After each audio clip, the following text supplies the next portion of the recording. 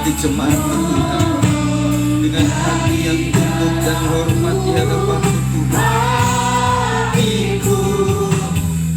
Sujud dan berterima kasih, sujud dan berterima sekali lagi, sujud dan berterima kasih. Kemuliaan bagi Tuhan saja. Terima kasih ya Tuhan, kami siap diberkati oleh Tuhan. Biarlah kami sudah sampai ke tempat ini pulang dengan tidak sia-sia Tuhan.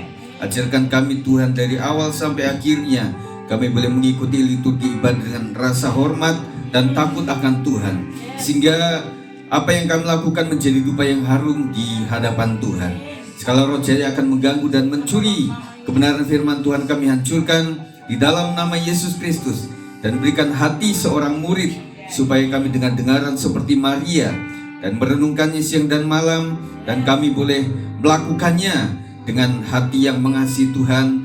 Lantas berkat-berkat-Mu akan turun ke atas setiap kami Tuhan. Kami siap untuk mendengarkannya. Lindungi semuanya ada dalam hadirat Tuhan. Dalam nama Yesus kami berdoa dan mengucap syukur. Yang percaya katakan amin. Silakan duduk. Shalom, puji Tuhan.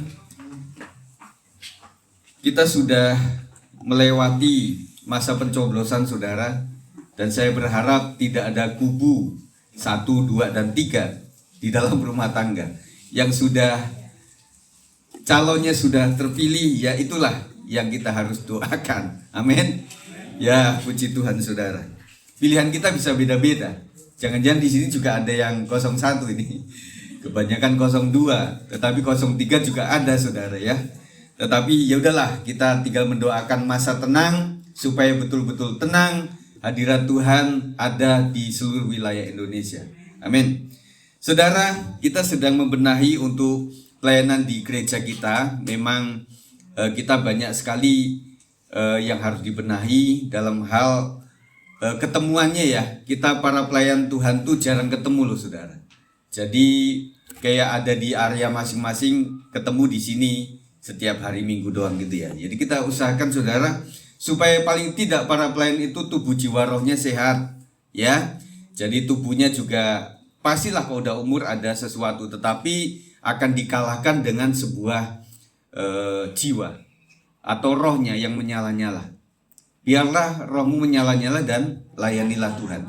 Jadi bagi pelayan Tuhan tidak ada alasan masalah kesehatan, tetapi juga diukur saudara. Kalau saudara susah untuk jalan, ya jangan disuruh jalan membesuk. Berapa? Kira-kira 5 kilo Pak. Waduh, baru 1 kilo aja udah perjuangan saudara. Tentunya kita sesuaikan dengan keadaan tubuh kita saudara. Kemudian juga jiwanya mesti sehat lah. Kalau jiwanya uring-uringan, bagaimana kita bisa menjadi berkat bagi orang lain? Kita sedang melayani, misalnya ingat masalah hidup, masalah rumah tangga, masalah pekerjaan, masalah cucu misalnya saudara. Jadi kebawa semuanya dalam pelayanan pekerjaan Tuhan. Dan juga kita akan menentukan juga latihan yang paling tepat saudara. Jadi orang bilang yang tepat itu hari Sabtu Pak. Ya karena bisa salah-salah bisa diperbaiki nanti di Minggu pagi. Oh yang paling mudah hari Minggu Pak. Sekalian kita datang, sekalian kita ibadah, sekalian kita melayani. Tetapi harus on time saudara. Kok jam 7 dibilangnya jam 7 datang, jangan jam 8 nanti jadi nggak tercover begitu ya saudara. Jadi itu hal-hal yang harus kita benahi. Tentunya kita harus memiliki rohani yang baik ya. Itu yang paling utama saudara. Karena kita untuk menjadi berkat harus memiliki rohani yang baik, dan juga kita mesti orang yang giat melakukan pelayanan dan tidak mengkotak-kotakan ini pelayanan kecil, nanti hadiahnya kecil. Oh ini pelayanan gede, nanti hadiahnya gede. Nah saudara, saya melihat bahwa pelayan Tuhan itu tergantung suruhan Tuhan. Dan kadang-kadang di zaman ini saudara, suruhan Tuhan itu melalui gereja Tuhan, melalui ketua komisi, melalui ketua sesi atau seksi saudara. Ya, ada sini seksi, yang tidak ada di sini seksi sekali. Kalau seksi pujian ada begitu saudara. Jadi kita ingin membangun sesuatu yang baik lah ya. Jadi kita tidak cuma kumpul kongko ngopi bareng habis itu pulang. Hasilnya gosip doang, tetapi kita ingin bicara tentang kita adalah pelayan Tuhan, bagaimana mengembangkan pelayanan di Gereja Betel Indonesia Siliwangi 56. Dan juga saudara, kita harus memiliki pengetahuan yang tepat, yang benar lah. Ya puji Tuhan, di jemaat kita tidak terlalu melihat itu ya. Jadi di sini siapapun bisa melayani. Wah, kok di gereja lain beda saudara. Yang menjadi pembicara harus minimal S1 teologi misalnya. Yang harus memimpin komsel harus melayani kurang lebih sekian tahun. Nah, kita nggak ada seperti itu saudara. Siapapun kita bisa melayani di tempat ini saudara. Oleh sebab itu fungsikan dengan baik. Kalau saya dianugerahi Tuhan untuk bisa melayani di tempat ini, berarti kapasitas saya harus dinaikkan dong. Jangan sampai kita salah ngomong. Ada itu Petrus yang naik di pohon. Wah, padahal Sakeus saudara. Ya, kadang-kadang kita salah sebut dan sebagainya. Itu yang kita akan benahi, dan juga kita harus berharap mengusahakan memiliki keluarga yang juga menjadi teladan. Jadi membuat kita tidak terhakimi di tempat ini saudara. Jadi kita akan membangun itu semuanya, dan kita akan kembali belajar saudara tentang iman dan mujizat Elia. Beberapa waktu ini kita sedang belajar tentang Henokh. Kita belajar tentang kemarin siapa? Musa, kemudian siapa? Yakub, Abraham, terus kemudian siapa lagi? Daud, Salomo. Kita sedang belajar tentang tokoh-tokoh Alkitab. Tentunya Alkitab jujur saudara. Kalau dia itu memang seorang yang dipilih oleh Allah, tetapi Tuhan memang ungkap betul bagaimana keluarganya, bagaimana kejadiannya. Dan saya melihat tidak ada keluarga hamba Tuhan yang sempurna. Itu Alkitab yang mengatakan. Jadi jujur banget. Jadi kalau kita kurang-kurang sedikit-sedikit gak apa-apa lah. Yang penting lurus-lurus batang jagung gitu loh. Lurus banget ya, kayak tiang listrik gak ada kayaknya. Kayaknya kita selalu ada kelemahan di sisi sana. Cuma di sesi tertentu kita benar, orang lain salah. Di sisi lain nanti kita salah, orang lain benar. Kan cuma gitu saudara. Ya, puji Tuhan. Pembacaan kita ada dalam 1 Raja-Raja 17 ayat 1 sampai yang ke-6. Saudara bisa buka di Alkitab saudara yang di situ, karena di sini kecil-kecil. Kalau bisa membaca berarti hebat mata kita. Elia di tepi sungai Kerit. Lalu berkatalah Elia, orang Tisbe dari Tisbe Gilead, kepada Ahab, demi Tuhan yang hidup, Allah Israel yang kulayani, sesungguhnya tidak akan ada embun atau hujan pada tahun-tahun ini, kecuali kalau kukatakan. Maksudnya mengatakan yang lain lagi. Begitu ya. Ayat 2, kemudian datanglah firman Tuhan kepadanya, pergilah dari sini, berjalanlah ke timur, dan bersembunyilah di tepi sungai Kerit, di sebelah timur sungai Yordan. Engkau dapat minum dari sungai itu, dan burung-burung gagak telah kuperintahkan untuk memberi makan engkau di sana. Lalu ia pergi dan ia melakukan seperti firman Tuhan. Ia pergi dan diam di tepi sungai Kerit di sebelah timur sungai Yordan. Pada waktu pagi dan petang, burung-burung gagak membawa roti dan daging kepadanya, dan ia minum dari sungai itu. Kita bisa mendapatkan pelajaran bahwa orang makan itu yang baik adalah pagi dan petang. Jangan malam saudara, jam 9 cari nasi goreng, jam 1 online kita pesan apa, martabak gitu ya saudara. Tetapi jangan bertanya yang disediakan kepada Elia melalui burung gagak itu daging yang seperti apa, karena tidak tertulis dalam Alkitab itu.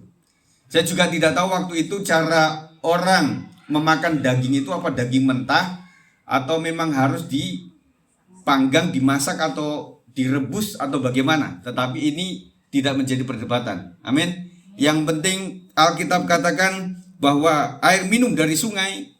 Dan saya pikir waktu Elia ini sungai itu bagus-bagus saudara. Kata orang zaman dulu sungai di Jakarta Barat itu bisa diminum katanya. Ya, puluhan tahun yang lalu lah. Tetapi sekarang coba minum saudara, masuk ICU.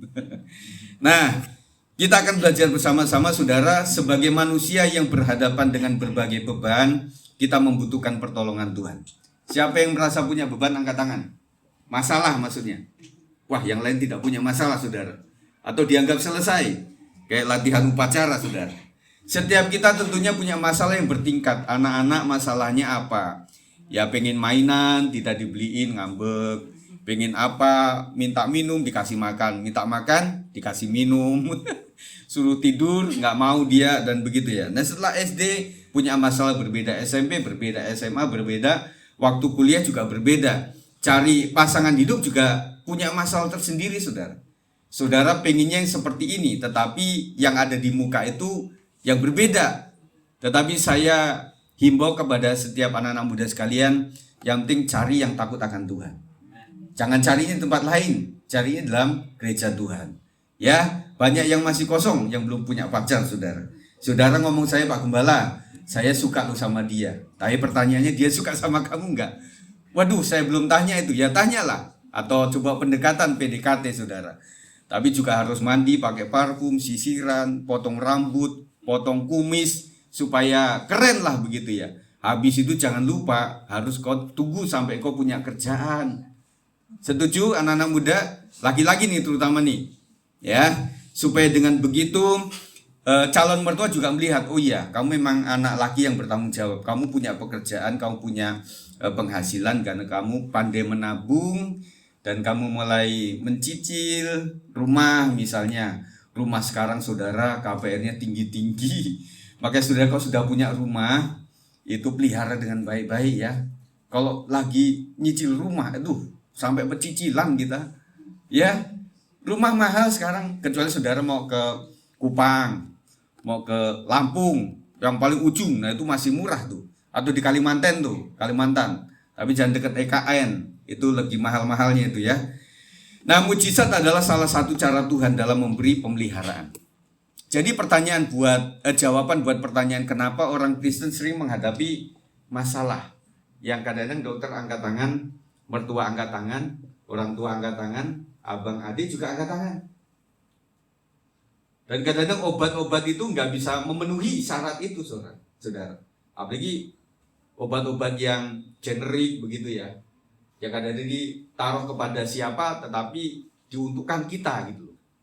Nah, makanya orang banyak yang ke Penang, Malaysia, kemudian banyak yang ke China sana, karena merasa bahwa di Indonesia kurang begitu, saudara.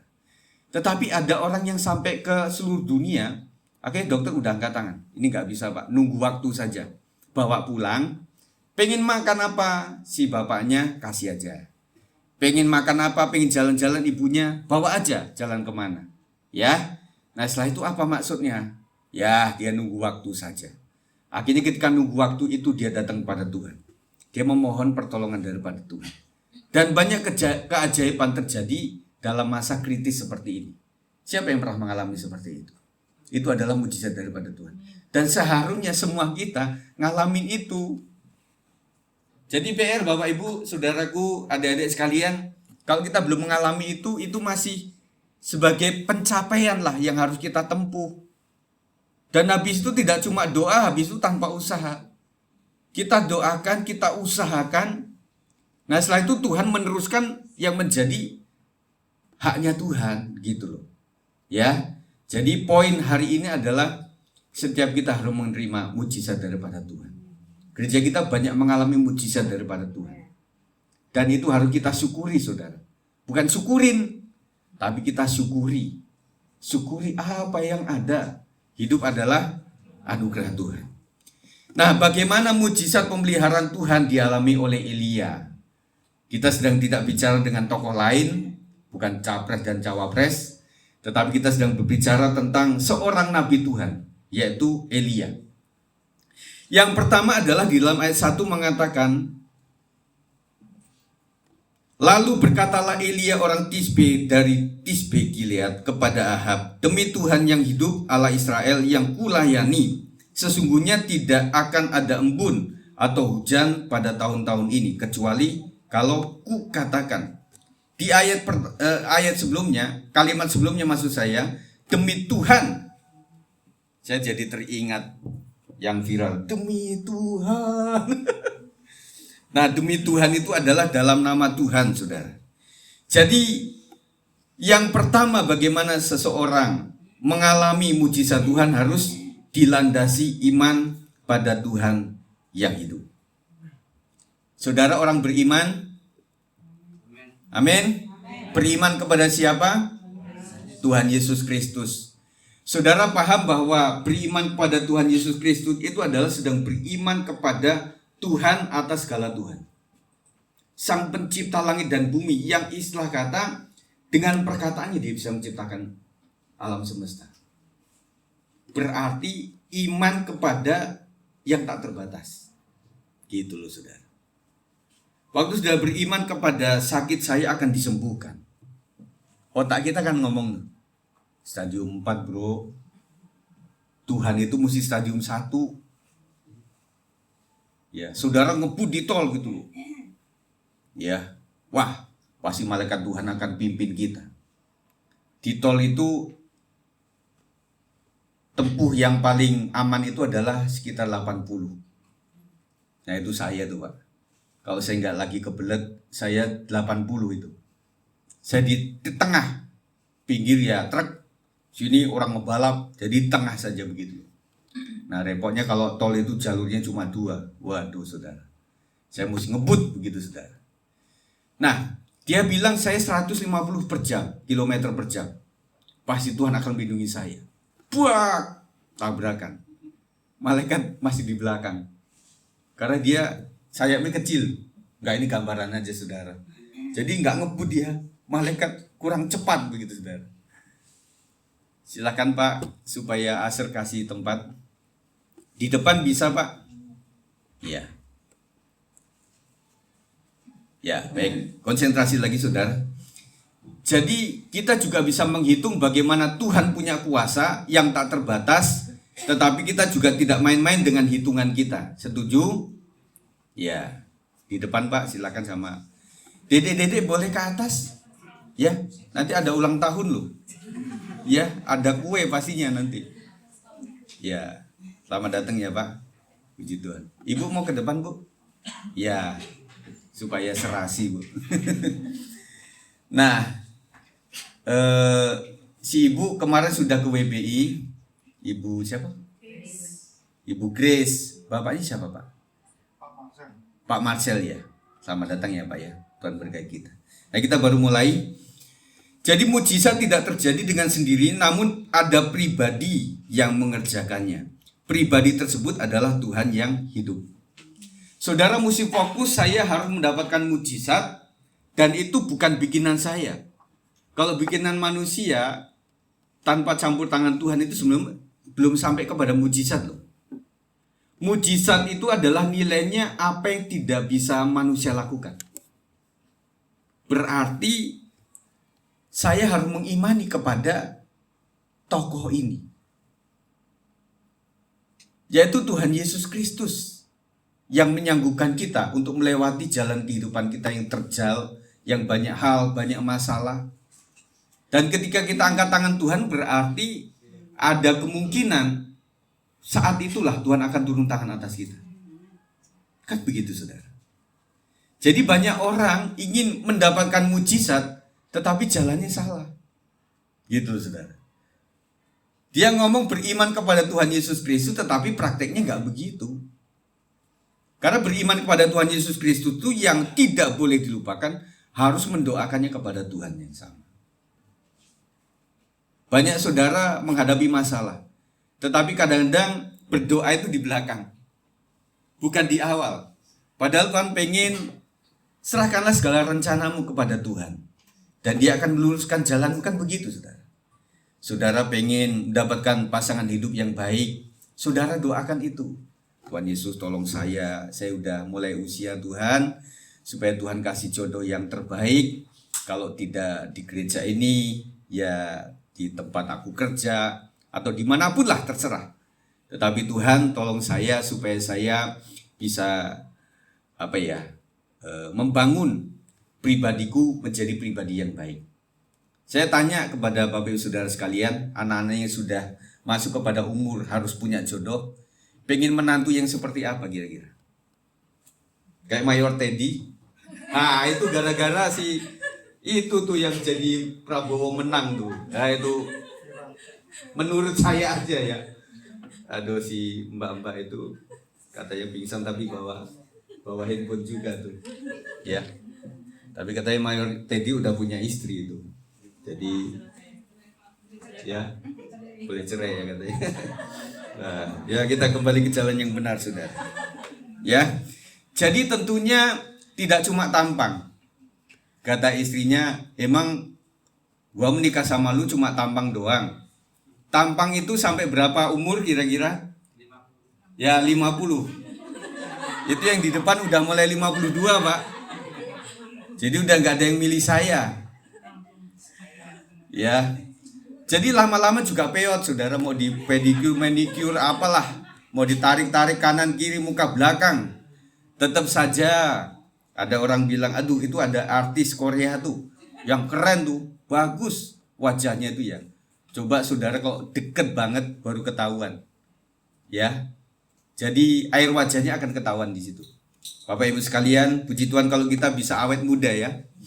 Puji Tuhan istriku agak awet muda kayak mama, mertua. Ya orang bilang ini apa?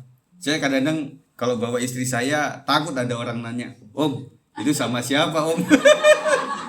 Enggak, itu istri saya itu, gitu. Jadi banyak orang kalau tanpa saya ya, dia itu dianggap masih kuliahan, masih pekerjaan begitu. Karena ya memang ya puji Tuhan itu anugerah Tuhan. Ya kita lanjutkan lagi saudara. Nah di sini bahwa iman betul-betul kepada Tuhan yang hidup, kepada Tuhan yang kita percayai, itu harus praktis saudara, tidak cuma teoritis. Iman tanpa perbuatan mati. Saudara beriman harus melakukan sesuatu dong. Saya percaya bahwa saya akan mendapatkan pekerjaan di tahun ini. Saudara harus kirim surat lamaran dong. Saudara hanya di kamar berdoa, Tuhan tolong supaya dapat pekerjaan Tuhan. Tetapi saudara nggak keluar rumah, saudara nggak kirim lamaran, ya taunya dari mana? Banyak loh perusahaan yang mencari, yang buka lowongan pekerjaan, tetapi nggak sinkron. Karena apa? Yang lagi cari ngumpet di kamar, doa terus saudara, sampai tua nggak akan dapat pekerjaan. Ya, nah tetap ada usaha itu yang kita harus lakukan. Elia itu adalah orang yang percaya kepada Tuhan yang hidup. Allah yang sejak awal memanggil Israel keluar dari tanah perbudakan Mesir, menyatakan perbuatan-perbuatan ajaib sepanjang bangsa itu ada di padang gurun, dan berlanjut ketika bangsa itu sudah sampai di tanah perjanjian. Luar biasa. Jadi Mesir ke Kanaan itu kalau tarik lurus itu nggak sampai 40 tahun sudah. Kenapa dibuat muter-muter? Jawabannya adalah kebebalan bangsa inilah yang akhirnya memunculkan mujizat daripada Tuhan. Jadi kadang-kadang hidup kita mesti diputer dulu, bapak-bapak, ibu-ibu. Aduh, kadang-kadang berapa tahun saya sampai mengalami indahnya berumah tangga. Kata orang, berumah tangga itu indah, katanya enak. Setelah jalanin, aduh, uang pesta habis, belum punya rumah.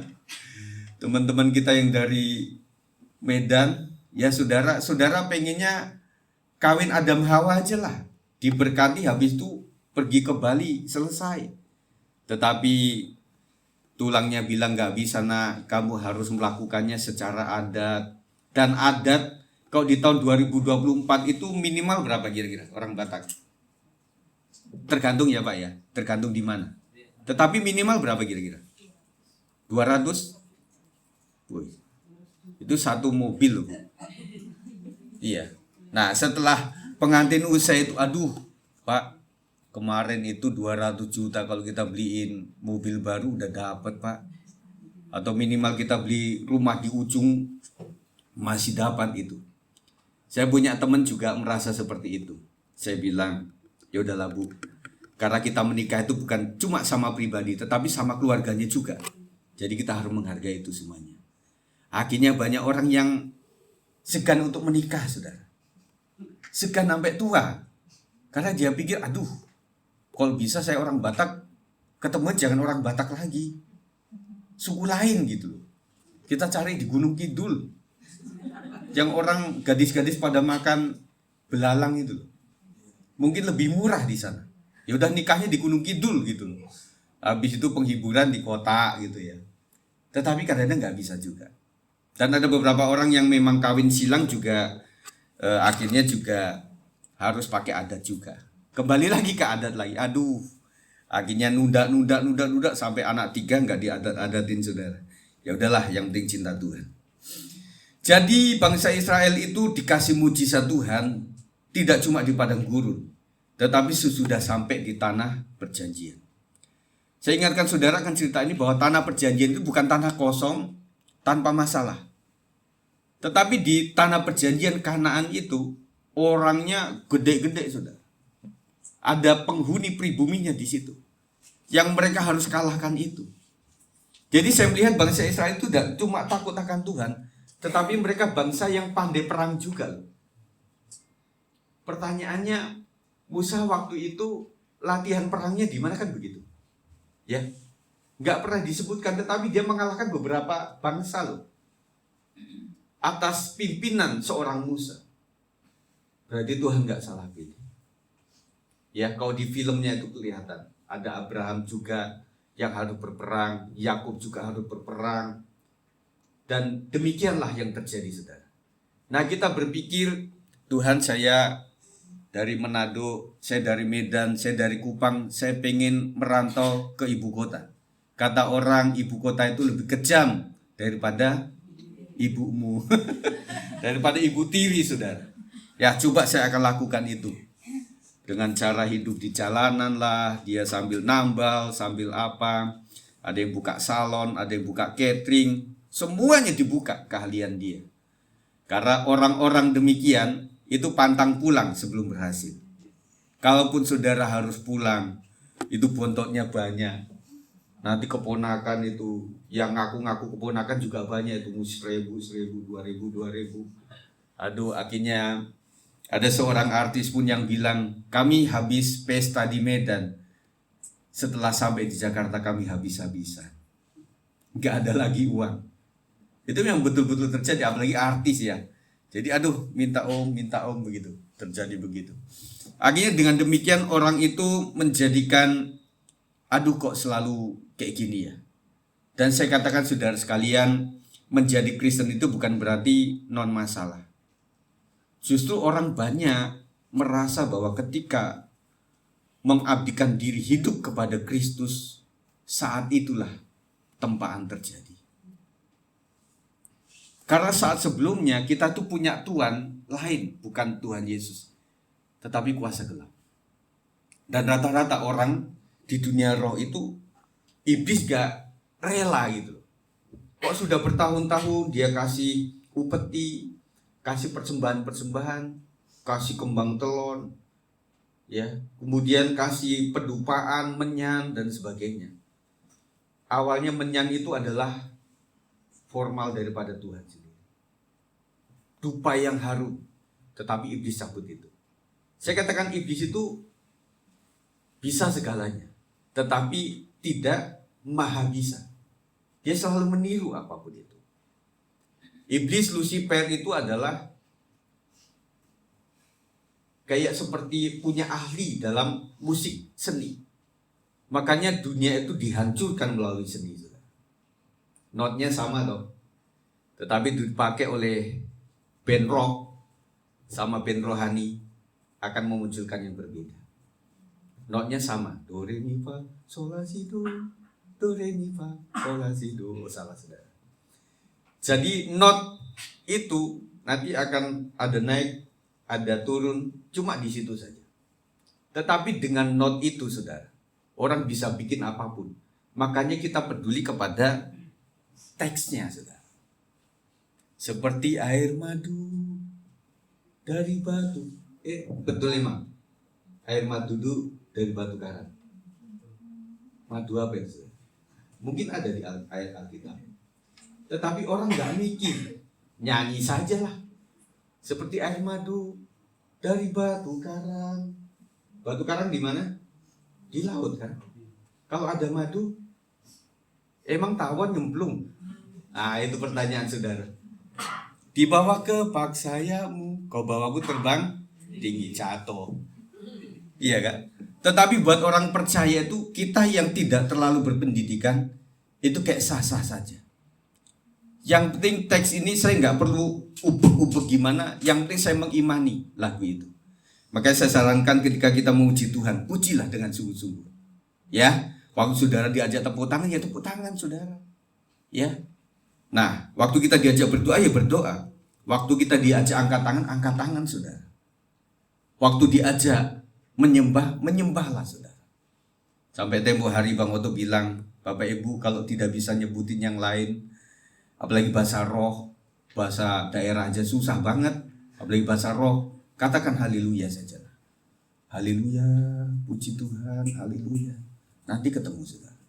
Di tempat lain, orang itu pada saat doa syafaat, orang keluar. Tetapi di kita kadang-kadang waktu pujian, semuanya memuji Tuhan. Waktu penyembahan, cuma WL-nya, sama singernya, sama Pak Gembala. Yang lain kemana saudara? Jadi kita sedang membangun itu saudara. Karena saya percaya Tuhan itu yang paling suka adalah bukan pemberian kita, tetapi sesembahan kita. Amin. Tuhan gak perlu uang lagi. Orang dia maha kaya kok. Tuhan perlu jabatan, dia Tuhan. Dia perlu rumah yang mewah, kapling-kapling yang mewah. Dia punya surga saudara, yang jalannya aja dari emas. Yang Tuhan paling butuhkan dari kita adalah penyembahan kepada Dia. Makanya pada saat penyembahan di sebuah ibadah, itu kadang-kadang membuat kita nggak bisa nyembah. Karena iblis, kalau kamu datang ke gereja silahkan. Ya, lain-lain silahkan, ikuti saja. Tetapi kalau menyembah Tuhan, itu mereka halangi betul saudara. Waktu saudara saat menyembah pengen pipis, waktu saudara pengen menyembah ada yang gangguin. Nah makanya saudara, inilah yang ingin gembala bangun dari jemaat Tuhan. Mari kita ikuti ibadah dengan baik. Saya taruh di sini, beribadahlah dengan sungguh-sungguh, datang sebelum ibadah dimulai, mengikuti liturgi ibadah dengan baik, dan pulang setelah doa berkat disampaikan. Semuanya penting saudara. Kecuali Bapak Ibu mungkin cari krim yang susah. Nah saudara, kalau saudara punya waktu, datanglah lebih dulu. Karena ada pengurapan khusus pada saat doa pagi dinaikkan. Kadang-kadang saudara mengalami mujizat Tuhan. Pada saat akhir-akhir saudara nggak dapat apa-apa, tetapi ketika doa berkat disampaikan, itu kok rasanya ada sesuatu di sini. Makanya mesti paket lengkap saudara. Nah makanya saya sebagai gembala pun sudah mengkondisikan saya dari awal sudah ada di depan saudara. Ada beberapa gembala yang memang ya udah taruh tangan sampai menjelang khotbah baru dia datang. Rasanya saya tidak cuma berkhotbah, karena saya pun harus menerima asupan. Praise and worship itu adalah masukan yang bagus untuk para pembicara. Dan saya melihat beberapa pembicara yang terlalu sibuk saudara. Dia khotbahkan tema yang sama ke sampai 5 gereja saudara. Makanya orang-orang yang ngikutin dia, Pak, kok khotbahnya sama ya kayak di tempat. Oh iya, memang satu itu. Jadi nggak ada persekutuan pribadi dengan Tuhan. Bagaimana Tuhan pengen bicara. Karena dari jam 7 dia punya acara. Habis itu jam 9 dia mesti di tempat lain lagi. Jam sebelahnya dia mesti di tempat lain lagi. Habis itu sorenya mesti keluar kota lagi. Di perjalanan ngapain saudara? Istirahat dia, tidur dia. Dan saya pernah saudara mencoba ya, bukan mencobai Tuhan, tetapi mencoba. Saya coba khotbahkan khotbah yang pernah saya khotbahkan di 2 tahun yang lalu atau 1 tahun yang lalu. Itu hambar saudara. Saya percaya bahwa khotbah ini khotbah dari BPP saudara, tetapi cuma detailnya nggak dikasih sama dia. Cuma hal-hal yang pentingnya saja dia kasih. Nah saya kembangkan sendiri untuk itu. Itu luar biasa saudara. Allah yang hidup itulah yang kita kenal dan menyatakan diri di dalam Tuhan Yesus. Beriman kepada Kristus berarti beriman kepada Allah sang pembuat mujizat. Saya ulangi. Beriman kepada Kristus berarti beriman kepada Allah sang pembuat mujizat. Katakan sama-sama sama saya. 1, 2, 3. Beriman kepada Kristus berarti beriman kepada Allah yang sang pembuat mujizat. Mantap kan? Jadi saya beriman kepada Kristus itu adalah beriman kepada Allah sang pembuat mujizat. Mbah Dukun kalah, saudara. Tetapi jangan kita doa Tuhan supaya tripod ini bisa ngangkat gimana Tuhan, supaya tunjukkan kuasamu. Kursi itu supaya keangkat gimana Tuhan. Mungkin gak akan kecapai seperti itu. Saya lihat dalam Alkitab itu mujizat yang sama persis jarang diulang, saudara. Jarang diulang. Karena Tuhan tidak mau diformulasikan. Cara Tuhan menolong keluarga Bapak Ibu Saudara mungkin berbeda dengan saya. Cara Tuhan beda-beda. Tetapi Tuhan punya 1001 jalan untuk menunjukkan mujizatnya kepada kita. Ada orang melalui bayi tabung, ada orang melalui ngambil anak, ada orang melalui kisah-kisah yang mustahil. Kita percaya Abraham dikasih janji. Dan di umur hampir 100 tahun mereka baru dapatkan itu. Yang sudah mati pucuk, udah mati head sudah. Nah kita aduh Tuhan Yesus, aku pengen, tapi jangan sudah tua-tua juga lah. Udah nenek-nenek baru, nanti viral lagi jadinya. Gak cuma Mayor Teddy nanti yang viral saudara. Tetapi kita juga bisa viral. Wadah itu jemaat GBS 56, umurnya berapa? 80 tahun. Wanita. Dia melahirkan seorang bayi. Sehat, cakep. Nah, kemana-kemana ditanya, Oma, itu cucu dari anak keberapa? Kan kita jawabnya susah. Jawab apa coba? Enggak, ini anak sendiri. Yeay. Jadi olokan saudara. Yang kedua adalah bagaimana mujizat terjadi. Ayat yang ke-2, 3, dan 5 mengatakan kemudian datanglah firman Tuhan kepadanya, pergilah dari sini, berjalanlah ke timur dan bersembunyilah di tepi sungai Kerit di sebelah timur sungai Yordan. Lalu ia pergi dan ia melakukan seperti firman Tuhan. Ia pergi dan diam di tepi sungai Kerit di sebelah timur sungai Yordan pada waktu pagi dan petang. Burung-burung gagak membawa roti dan daging kepadanya dan ia minum dari sungai itu. Dalam ayat 2-3 dinyatakan tentang firman Tuhan yang datang kepada Elia. Ia diperintah untuk pergi dan bersembunyi di tepi sungai Kerit. Itu sesuatu yang memang harus kita taat, saudara. Orang yang paling susah itu adalah ketaatan. Taatnya tanpa bertanya, aduh Tuhan, saya kok di tepi sungai Kerit nanti bagaimana? Kok sungainya kering? Nanti gak ada makanan. Khusus di tepi sungai Kerit doang. Saya gak bisa bercocok tanam, saya gak bisa belanja dan sebagainya.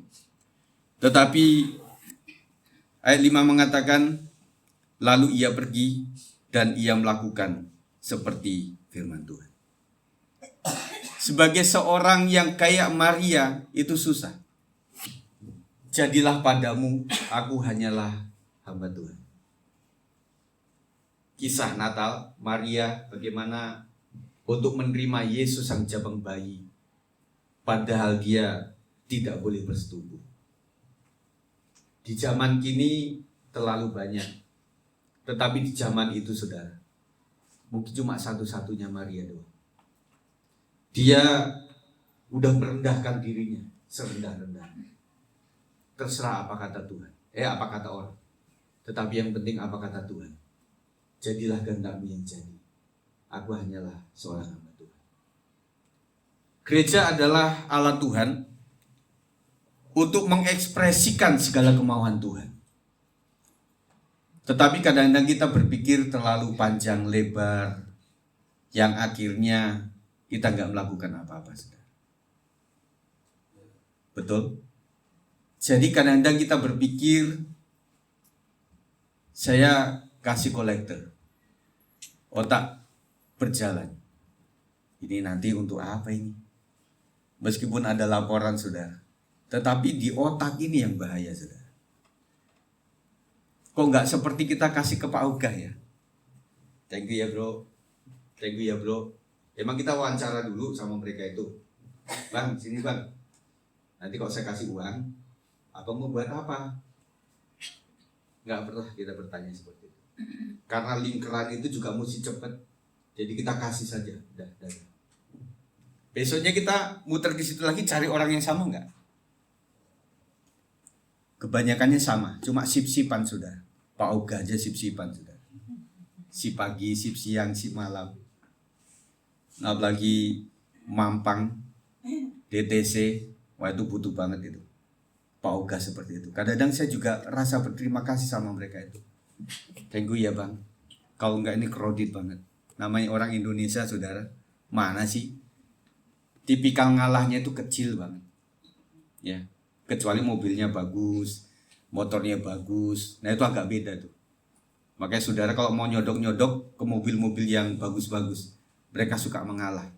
Tetapi beda juga pak, mobilnya bagus tapi kalau asuransi itu agak beda pak. Nah berarti tabrakin sama dia tambah panjang lagi. Ya udah, berarti beda-beda lah gitu ya. Dimana saudara berada, kita boleh melihat itulah dunia ini. Tetapi kita bersyukur bahwa Tuhan menyertai kita. Amin. Jadi Elia itu taat saja. Ia pergi dan melakukan sesuai dengan firman Tuhan. Di dalam ayat 5 dinyatakan bahwa Elia pergi dan ia melakukan seperti yang difirmankan Tuhan. Dia tidak mempertanyakan dan meragukan, namun dengan taat segera melakukan apa yang Tuhan perintahkan. Kelas Elia beda saudara. Kalau kelas kita itu kayak Thomas saudara. Ah emang benar Tuhan yang betul itu. Coba aku colokkan tuh. Jadi nggak cuma nyoblos capres wapres cawapres saudara.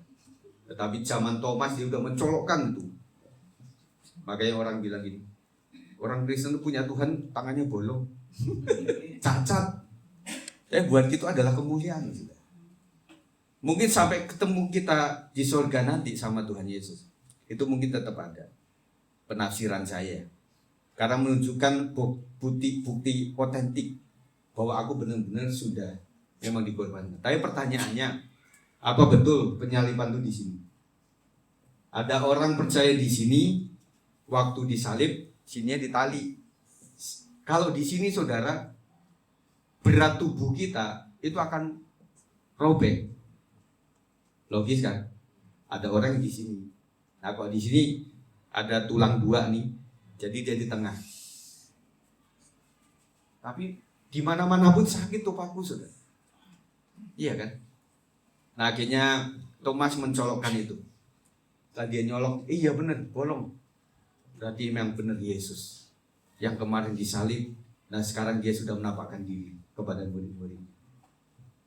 Tapi tipikal murid memang ada di jemaat Tuhan. Ada yang kayak Maria yang taat saja. Ada yang masih mempersoalkan itu, ini seperti Thomas. Tetapi semuanya Tuhan cintai kita. Kepada Thomas Tuhan tunjukkan sesuatu yang betul-betul. Ada orang-orang yang seperti Musa ngikutin saja perintah Tuhan. Seperti Abraham, dia ngikutin saja. Dan kemudian ada orang yang seperti Saulus juga. Musisi sinar surga yang menyinari dia. Sampai dia dibutakan berapa hari. Baru dia tahu bahwa itu adalah sinar surga. Dari Tuhan yang selama ini aku aniaya. Saudara masuk mental di mana saudara? Kalau kekerasan kita seperti kertas, itu disobek juga bisa. Kalau itu sudah kayak seng, itu mesti pakai gunting seng. Kalau kayu, mesti pakai gergaji kayu. Tetapi kalau saudara sudah kayak batu, ada orang bilang gini, aduh orang itu batu. Keras saudara. Maka mesti godam saudara. Makanya orang yang benar-benar dikerasi oleh Tuhan memang karakternya keras. Tetapi Tuhan pengen jadi orang yang lembut.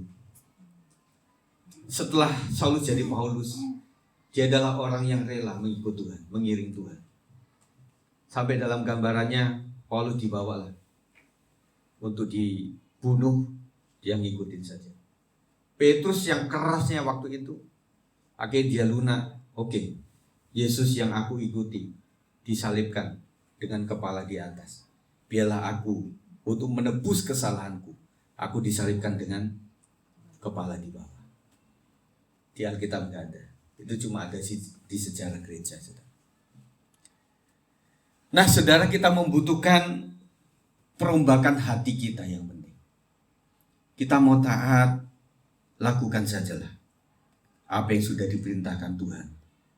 Gereja Tuhan adalah gereja yang memang milik Tuhan, bukan milik kami pribadi. Kami mengolah itu sangat sulit untuk menjadikan kita sinkron sama surga. Itu sulit. Karena dudukan kami adalah bukan pengusaha. Kami adalah gembala. Semua adalah anak-anak kami.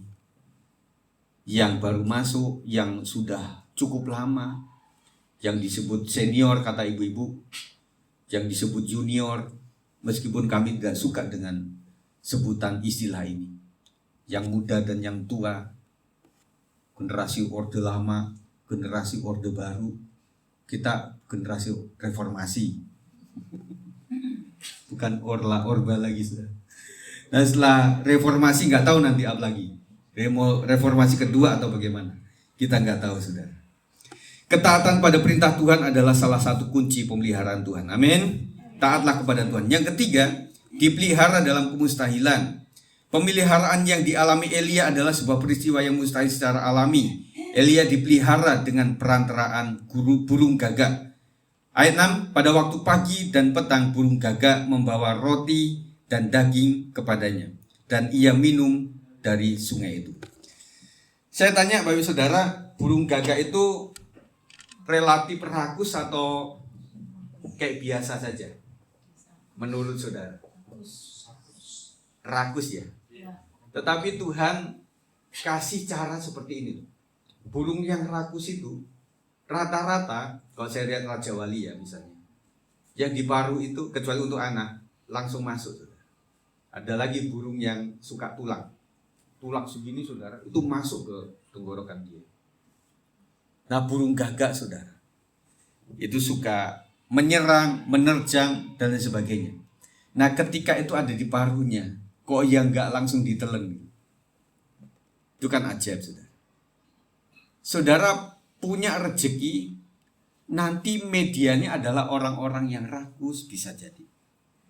Orang-orang yang suka ngambil keuntungan orang lain, itu bisa terjadi. Orang-orang yang serakah bisa terjadi sudah. Dan kita berpikirnya siapa aku ini Tuhan. Kalau kata orang, kata adik-adik dia, keluarga dia ini orangnya pelit, medit. Tetapi sama hambanya kok enggak ya.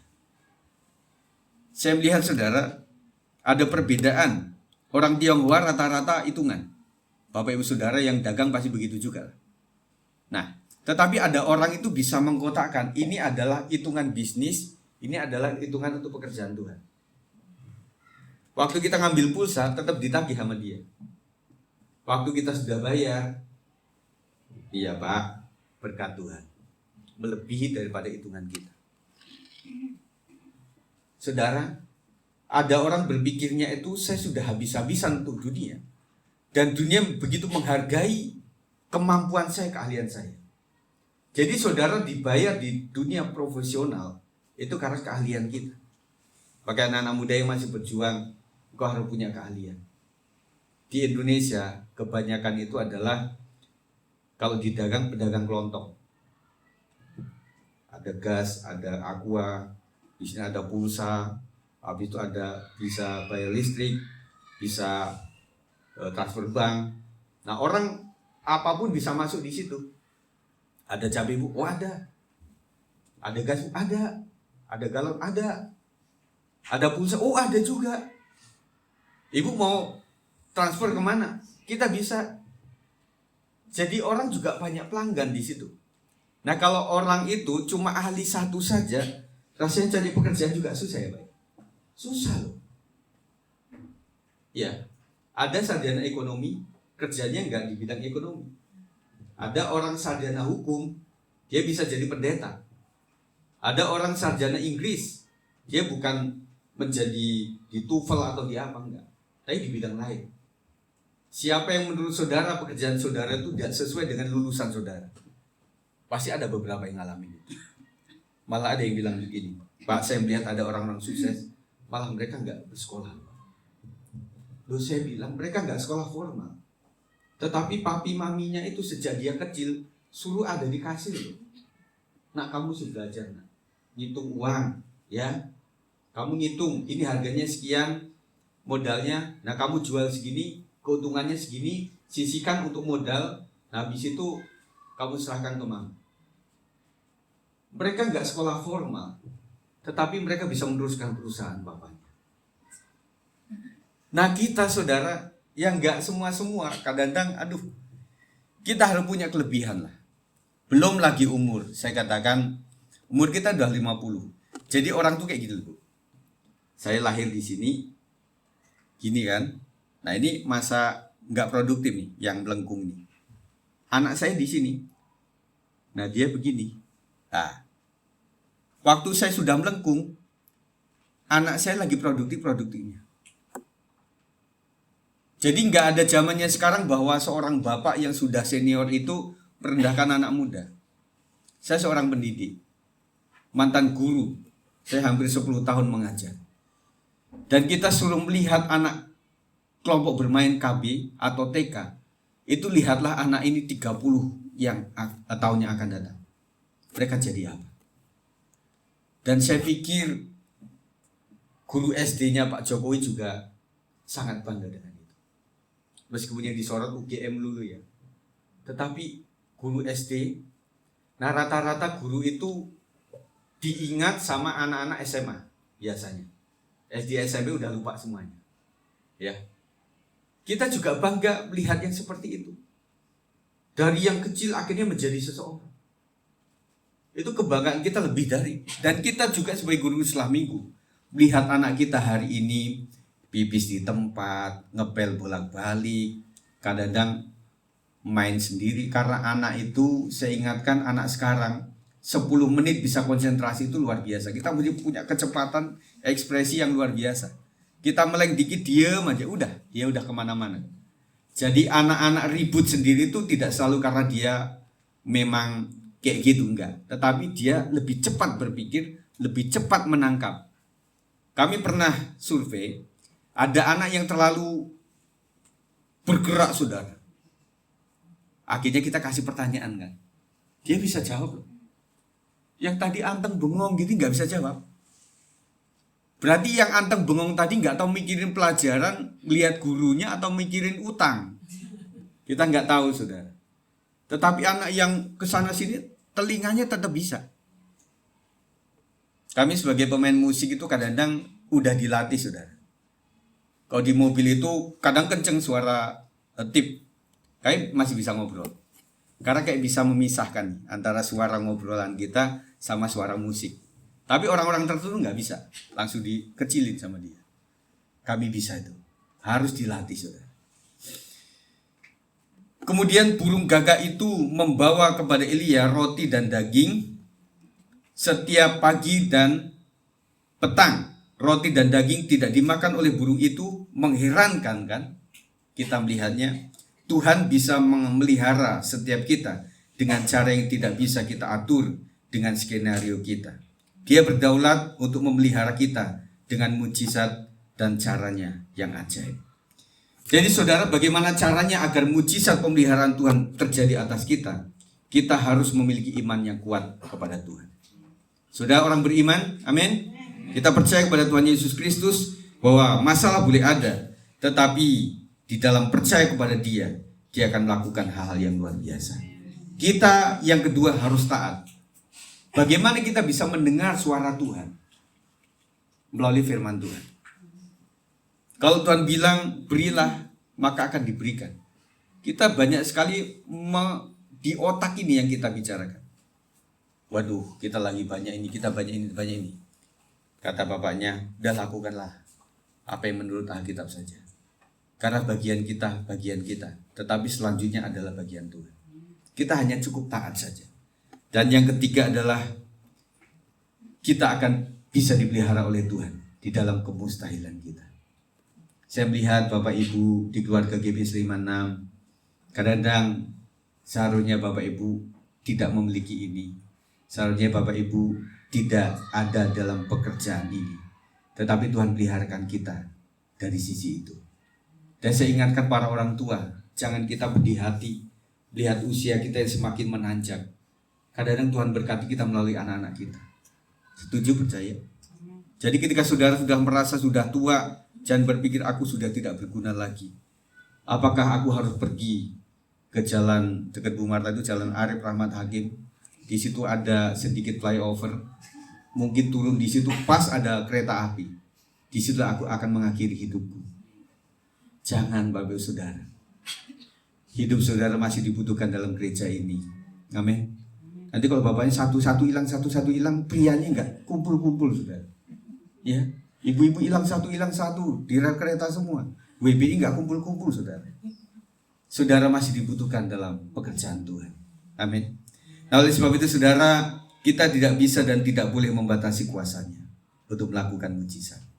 Kita hanya percaya saja. Percaya saja, percaya saja. Percaya yang beri kita menang. Ya, nanti habis itu nyampe rumah, bapak-bapak, ibu-ibu nyanyikan pujian itu sambil buka pintu. Percaya saja gitu. Tapi jangan keras-keras, nanti tetangga pada datang, saudara. Kemudian berserah saja, biar Tuhan yang lakukan bagiannya. Mari para pemain musik, dan kita lakukan bagian dari kita saja. Ada sebuah lagu, Yesus bertanya kepada kita, adakah iman di bumi ini? Bila dia datang kedua kalinya untuk menghakimi dunia. Apa yang kau buat selama hidupmu? Adakah iman di hatimu? Allah akan membenarkan orang pilihannya yang sungguh berharap kepadanya. C. Yesus bertanya kepada kita, adakah iman di bumi ini? Mari kita bangkit berdiri. Bila dia datang kedua kalinya untuk menghakimi dunia, untuk menghakimi dunia. Mari pria-pria naikkan ini. Yesus bertanya kepada, adakah iman di bumi ini? Adakah iman di bumi ini? Bila dia datang kedua kalinya, bila dia datang kedua kalinya untuk menghakimi. Mari yang wanita, Yesus bertanya kepada kita. Yesus kepada kita, adakah iman di bumi ini? Adakah iman ya Yesus di bumi ini? Bila dia datang kedua kalinya, bila dia datang kedua kalinya untuk menghakimi. Mari semuanya angkat tangan di hadapan Tuhan. Semuanya kita nyanyikan, apa yang kau buat, apa yang kau buat selama hidupku. Adakah iman di hatimu? Allah akan membenarkan orang pilihannya yang sungguh. Apa yang kau buat selama hidupku, ya Yesus, ampuni kami Tuhan. Apa yang kau buat selama hidupku. Adakah iman? Adakah iman di hatimu? Allah akan membenarkan orang pilihannya. Allah akan membenarkan orang pilihannya yang sungguh berharap padanya. Yang sungguh berharap padanya kita sembah Tuhan. Yang sungguh berharap padanya. Terima kasih Tuhan Yesus. Hanya Engkau Allah Tuhan, Kau yang sanggup melahirkan mujizat-Mu atas keluarga kami. Haleluya. Tuhan Yesus, Kau mengasihi setiap jemaat. Siapapun yang hari-hari ini membutuhkan jemaat-Mu, mujizat-Mu Tuhan. Kau lihat setiap teriak jerit tangis kami Tuhan. Siapa yang membutuhkan pekerjaan, terjadilah pekerjaan atasmu. Siapa yang membutuhkan keturunan, jadilah kandunganmu dibuka oleh Tuhan. Siapa yang membutuhkan anak-anak yang baik, yang memiliki masa depan yang diberkati oleh Tuhan, jadilah itu atas keluargamu. Haleluya, Yesus. Terima kasih Tuhan. Glory, haleluya. Terima kasih Tuhan. Kami percayakan mujizat-Mu terjadi atas kami hari ini Tuhan. Kami mengangkat kami, tanda kami tidak mampu lagi Tuhan. Tolong nyatakan mujizat-Mu atas gereja-Mu Tuhan. Apapun yang kami butuhkan dalam gereja ini Tuhan, untuk memperluas tempat ibadah, untuk menjadikan para pelayan Tuhan taat, setia, melayani di hadapan-Mu Tuhan. Tuhan yang memberkati, Tuhan yang menolong semuanya. Terima kasih ya Yesus Tuhan. Kami membutuhkan kesatuan iman, kami membutuhkan kesatuan kesepakatan. Biarlah mujizat-Mu terjadi atas kami Tuhan. Haleluya. Terima kasih Tuhan. Mari naikkan pujian ini. Terima kasih Yesus. Terima kasih ya Tuhan. Dan biarlah pujian terjadi atas setiap hidup kami. Yesus, puji syukur, puji syukur hanya bagi-Mu ya Allahku, ya Tuhanku. Katakan terima kasih, terima kasih Yesus. Terima kasih ya Yesus. Terima kasih Yesus. Puji syukur hanya bagi-Mu. Terima kasih. Puji syukur hanya bagi-Mu. Nanti Bu Cinta akan berdoa untuk kita sekalian. Puji syukur hanya bagi-Mu. Terima kasih Yesus. Bapa Surgawi, kami bersyukur kepada-Mu Tuhan, buat siang hari ini kami telah mendengarkan firman-Mu. Firman itulah hidup, berkuasa menembus setiap hati kami. Kami percaya Tuhan, setiap kami yang sudah mendengarkan firman-Mu, kami hidup di dalamnya. Hamba-Mu Bapak Gembala Sidang yang sudah menyampaikan isi hati-Mu Tuhan, berkati hamba-Mu lebih lagi pengurapan daripada Tuhan turun atas hamba-Mu. Kami seluruh umat-Mu pun diberkati, tidak sekedar mendengar namun kami hidup dalam kebenaran Tuhan. Pelaku firman-Mu, karena firman-Mu berkata di mana nama-Mu ditinggikan di seluruh bumi, Engkau sendiri Tuhan yang menarik jiwa-jiwa datang kepada-Mu. Dan Tuhan Yesus, kiranya nama-Mu ditinggikan di sidang-Mu ini ya Tuhan. Sidang-Mu adalah dibangun oleh Engkau ya Tuhan, dan alam maut tidak dapat menjamahnya. Dan kami percaya kuasa Roh-Mu akan bekerja, akan ada hal-hal baru Tuhan, akan ada kegerakan Roh ya Tuhan terjadi atas sidang-Mu. Berkati kami seluruhnya, berkati keluarga Gembala Sidang, ada dalam pimpinan dan kuasa Roh Kudus-Mu ya Tuhan. Apapun yang direncanakannya, apapun yang divisikannya Tuhan, biarlah Tuhan ada di dalamnya, campur tangan. Untuk kami seluruh umat-Mu, khususnya hamba-hamba-Mu mendengarkan apa yang menjadi himbauan ya Tuhan. Tolong kami semuanya, firman itu hidup, menembus hati kami, mengubah cara pikir kami, mengubah cara pandang kami, supaya tindakan kami pun turut dengan kehendak-Mu Bapa.